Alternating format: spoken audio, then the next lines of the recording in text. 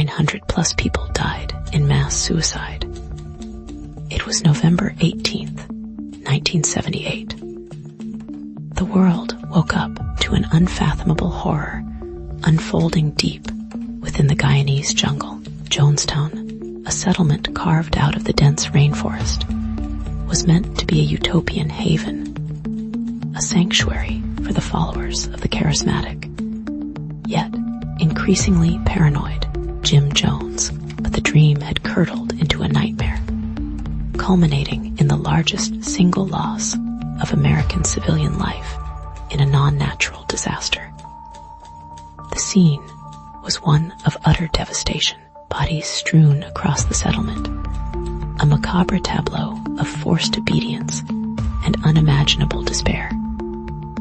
The initial reports spoke of mass suicide, but the truth, as always, was far more complex and disturbing. The story of Jonestown begins not in the humid jungles of South America, but in the post-war American Midwest.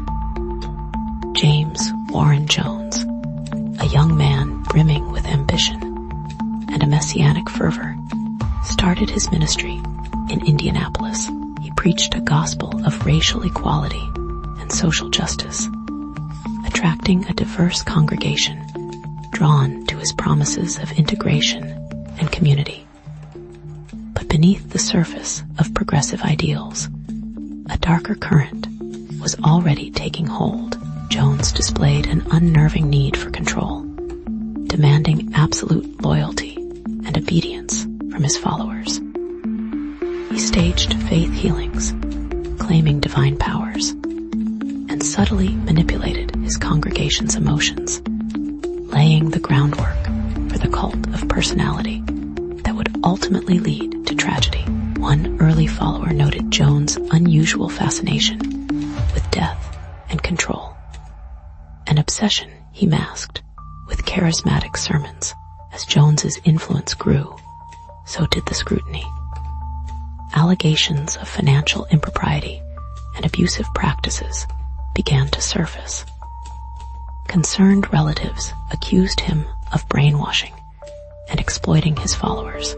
Facing mounting pressure, Jones decided to move his church to California, seeking a more receptive environment. In the early 1970s, the People's Temple established a presence in San Francisco, attracting a large and devoted following. Jones became a prominent figure in the city's political scene, leveraging his followers' unwavering support to gain influence. But the accusations of abuse and manipulation continued to plague him, fueling his paranoia and driving him further into isolation. He spoke of impending doom, warning his followers of conspiracies, and urging them to prepare for a catastrophic event. The whispers intensified. Former members began to speak out, detailing the increasingly bizarre and controlling nature of the People's Temple. They described sleep deprivation, public humiliation, and forced confessions. Jones demanded absolute loyalty, punishing any dissent with harsh penalties. He began staging revolutionary suicide drills, forcing his followers to drink what he claimed was poison, only to reveal later it was a harmless liquid. These rehearsals were a chilling glimpse into the future, a twisted preparation for the ultimate act of obedience. The media began to investigate, and Jones, fearing exposure, made a fateful decision to move his congregation to a remote settlement in Guyana, a place he christened Jonestown. Jonestown was presented as a paradise, a self-sufficient agricultural community free from the corruption and prejudice of the outside world. But the reality was far different. The settlement was plagued by food shortages, disease, and grueling labor.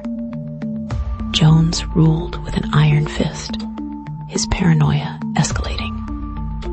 He surrounded himself with armed guards and subjected his followers to constant surveillance. Defectors were brutally punished, and any attempt to leave was met with violence. The dream of utopia had become a prison, and the residents of Jonestown were trapped in a web of fear and control. Congressman Leo Ryan, concerned about the welfare of his constituents in Jonestown, decided to lead a fact-finding mission to Guyana. He arrived with a group of journalists and concerned relatives, hoping to investigate the allegations of abuse and forced confinement. Initially, Jones welcomed the delegation, putting on a facade of normalcy. But beneath the surface, tension was simmering. Some residents secretly expressed their desire to leave, handing Ryan notes pleading for help. The facade began to crumble, and Jones realized his control was slipping. As Ryan's delegation prepared to leave, a group of defectors attempted to join them. Jones's security forces opened fire, killing Ryan and 4 others at the Port Kaituma airstrip. The massacre at the airstrip was the catalyst for the final act of horror. Jones knew that the authorities would soon arrive, and his carefully constructed world would collapse. He gathered his followers and delivered his final, chilling sermon. He declared that they had no choice but to commit revolutionary suicide, to escape the horrors of the outside world and attain a higher plane of existence. Revolutionary suicide was not a spontaneous act of mass hysteria, but a carefully orchestrated event. Jones's inner circle prepared the flavor aid laced with cyanide, and the poison was distributed to the residents.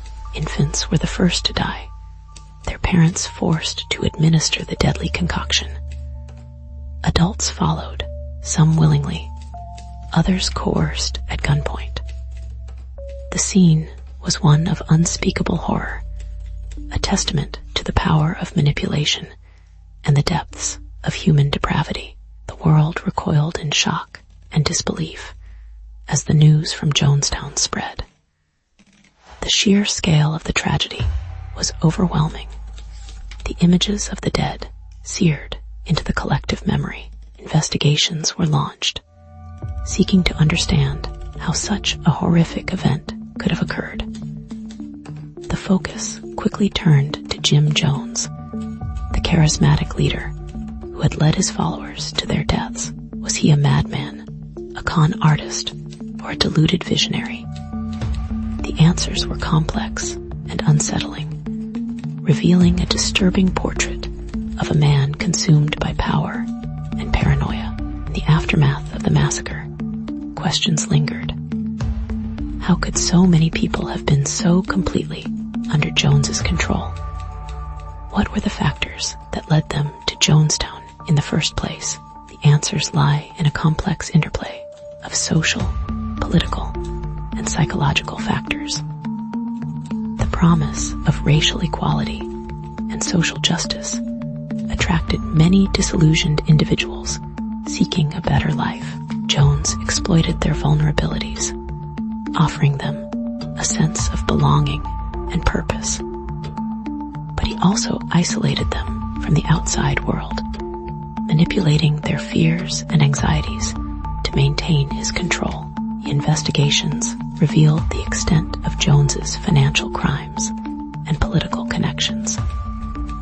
He had amassed a fortune through deception and exploitation, and he had cultivated relationships with powerful figures who were willing to turn a blind eye to his abuses. The political connections made during the People's Temple Ministry in San Francisco ensured protection, making the investigation difficult for years. The fact that a cult leader could wield such influence raised serious questions about the integrity of the political system. The story of Jonestown is a cautionary tale about the dangers of blind faith and the seductive power of charismatic leaders.